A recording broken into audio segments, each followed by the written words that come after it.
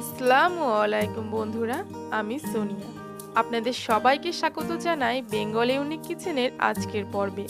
আমার আজকের recipe fried rice. এই ফ্রাইড রাইস রেসিপিটি প্রত্যেকেই পছন্দ করে, তাই আজ আমি অনুষ্ঠান বাড়ির স্টাইলে ফ্রাইড রাইস তৈরির রেসিপিটি নিয়ে হাজির হয়েছি। আজ আমি যে পদ্ধতিতে বানিয়েছি, এভাবে বানালে আপনাদের ফ্রাইড রাইস পুরোপুরি অনুষ্ঠান বাড়ির মতো ঝরঝরে তৈরি হবে এবং স্বাদেও হবে একেবারে অনুষ্ঠান বাড়ির মতো। তাই বন্ধুরা, অবশ্যই সম্পূর্ণ ভিডিওটি দেখবেন। আশা করছি আপনাদের ভালো লাগবে। আর দেখে ভালো লাগলে অবশ্যই লাইক করে চ্যানেলটি সাবস্ক্রাইব করে নেবেন। তো চলুন বন্ধুরা, দেখে নিই। ফ্রাইড রাইস বানানোর জন্য প্রথমে আমি এখানে 400 গ্রাম বাসমতি চাল নিয়েছি। এটা খুব ভালো করে ধুয়ে নিয়ে আধা ঘন্টা ভিজিয়ে রেখেছিলাম। এবার এটা সিদ্ধ করে নেব। তো তার জন্য এখানে 1.5 লিটার পানিতে 2 টিস্পুন লবণ দিয়ে দিলাম। সাথে দিয়ে দিচ্ছি 2 টিস্পুন সাদা তেল। সাদা তেল দেওয়ার ফলে ভাতগুলোর একসঙ্গে জোড়া লেগে যাবে না। এবার দিয়ে দিলাম 2টো তেজপাতা, সাথে 4টে এলাচ। এভাবে আমি ফেটিয়ে নিয়েছি।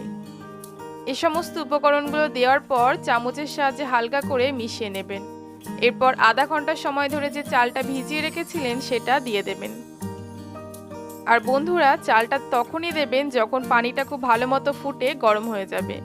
তো সম্পূর্ণ চালটা দেওয়ার পর উপর নিচ করে হালকা এভাবে নাড়িয়ে নেবেন। আর বাসমতি চালটা কিন্তু অবশ্যই আধা ঘন্টা থেকে 40 মিনিটের জন্য ভিজিয়ে রাখবেন। এর ফলে ভাতটা সিদ্ধ হতে আর বেশি সময় লাগবে না। এবার ঢাকনা চাপা দিয়ে প্রায় 7 থেকে 8 মিনিটের জন্য ফুটিয়ে নেবেন। তাহলে চালটা ভাতে পরিণত হয়ে যাবে। আর মাঝে মাঝে একবার কিংবা 2 বার চামচের সাহায্যে নাড়িয়ে নিতে পারেন। প্রায় 8 মিনিট পর আমি আপনাদেরকে দেখাচ্ছি। আর এখানে আমি 90% মতো ভাতটা সিদ্ধ করে নিয়েছি, আর 10% শেষে ভাপে তৈরি হয়ে যাবে। তাই ভাতটা হালকা শক্ত অবস্থাতেই নামাবেন। তো এবার আমি ফ্যানটা ঝরিয়ে ভাতটা তুলে অন্য একটা পাত্রে নিয়ে নেব। আর আমি বলবো, এই গরম ভাতের উপর কিন্তু কোনোভাবে ঠান্ডা পানি ব্যবহার করবেন না। আমি সম্পূর্ণ ভাতটা ফ্যান থেকে তুলে নিয়েছি। আর দেখুন বন্ধুরা, ভাতটা প্রায় আমি 5 মিনিট পর আপনাদেরকে দেখাচ্ছি কতটা ঝরঝরে তৈরি হয়েছে। এবার সমস্ত সবজিগুলো ভাজবো। তো তার জন্য একটা পাত্রে 1 টিস্পুন ঘি আর সাথে প্রায় 50 গ্রামের মতো সাদা তেল দিয়ে একসঙ্গে মিশিয়ে নিলাম। এবার আমি এর মধ্যে দিয়ে দেব সরু এবং লম্বা লম্বা করে কেটে রাখা বিনস কুচি। ভাজার সময় তেলের সাথে অবশ্যই 1 টিস্পুন ঘি ব্যবহার করবেন, তাহলে সবজি থেকে একটা খুব ভালো ফ্লেভার আসবে।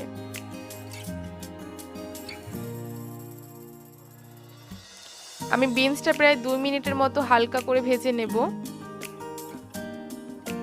আর ভাজার কাজটা কিন্তু লো ফ্লেমেই করবেন, নইলে কিন্তু সবজিগুলো পুড়ে যাবে। তো 2 মিনিট পর আমি তেল ঝরিয়ে সমস্ত বিনসগুলো তুলে নিচ্ছি। এবার ওই একই তেলের মধ্যে দিয়ে দিচ্ছি সরু সরু করে কেটে রাখা গাজর কুচি। এই গাজর কুচিটা প্রায় 1.5 মিনিটের মতো ভেজে নিতে হবে।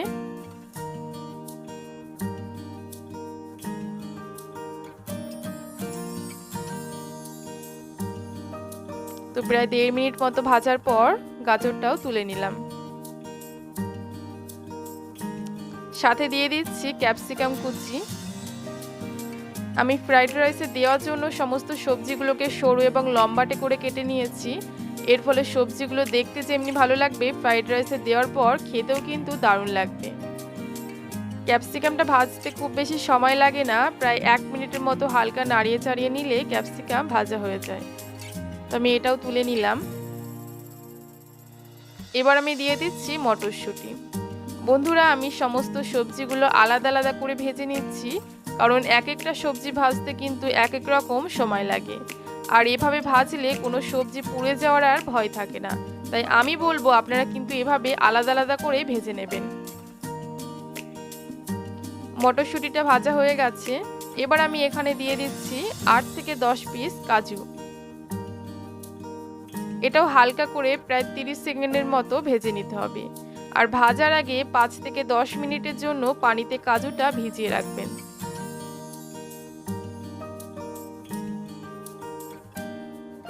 কাজুটাও তুলে নিলাম। এবার দিয়ে দিচ্ছি কিশমিশ।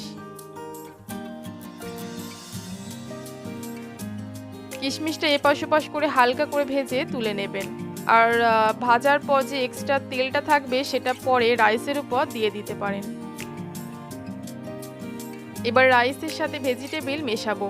তো তার জন্য একটা পাত্রে 1 টিস্পুন ঘি দিয়ে সাথে 2 টিস্পুনের মতো সাদা তেল দিয়ে একত্রে মিশিয়ে নেব। আপনাদের ভাতের পরিমাণটা যেমন থাকবে ঠিক সে পরিমাণটা বুঝে ভেজিটেবল এবং ঘিটা ব্যবহার করবেন।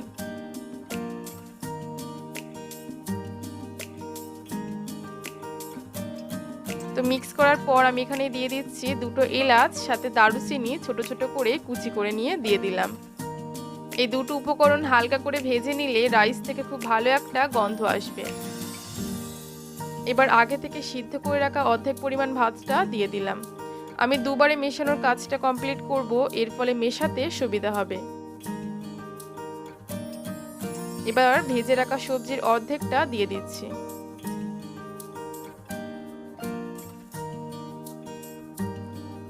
সাথে দিয়ে দিচ্ছি উপর থেকে 1/2 টিস্পুন মতো লবণ। লবণ দেওয়ার পর একটা চামচের সাহায্যে উপর নিচ করে ঠিক এভাবে মিশিয়ে নেবেন। এর ফলে প্রত্যেকটা ভাত ঝরঝরে থাকবে, তেমনি একটা ভাতও কিন্তু ভাঙবে না। পাশাপাশি ভাতের সাথে সবজি খুব ভালো করে মিশে যাবে। আর এই সময় গ্যাসের ফ্লেমটা একেবারে লোতে রেখে এই কাজটা করবেন। তো উপর নিচ করে খুব ভালোভাবে মিশিয়ে নিয়েছি। এবার আমি এখানে চিংসের ফ্রাইড রাইস মশলা নিয়েছি, এটা দিয়ে দেব 1 টিস্পুন। আপনারা যদি ফ্রাইড রাইসের টেস্টটা একেবারে অনুষ্ঠান বাড়ির মতো আনতে চান তাহলে অবশ্যই এই মশলাটা অ্যাড করবেন। আর হাতের কাছে যদি না থাকে তাহলে 1 টিস্পুন গরম মশলা আর 1/2 টিস্পুন গোলমরিচ গুঁড়ো একসাথে মিশিয়ে নিলেই ফ্রাইড রাইস মশলা তৈরি হয়ে যাবে। ফ্রাইড রাইস মশলাটা দেওয়ার পর আমি ভাতের সাথে মিশিয়ে নিয়েছি। এবার অর্ধেক পরিমাণ মানে বাকি যে ভাতটুকু ছিল তা সম্পূর্ণটাই দিয়ে দিলাম। সাথে ভেজে রাখা সবজিগুলোও দিয়ে দিলাম। এবার আবারও দিয়ে দিচ্ছি 1/2 টিস্পুন লবণ, সাথে দিয়ে দিচ্ছি 1/2 টিস্পুন চিনি। ফ্রাইড রাইসে কিন্তু সামান্য চিনি অবশ্যই ব্যবহার করবেন। সাথে দিয়ে দিলাম কাজু কিশমিশ। এবার এই সমস্ত উপকরণগুলোকে উপর নিচ করে হালকা করে মিশিয়ে নেবেন।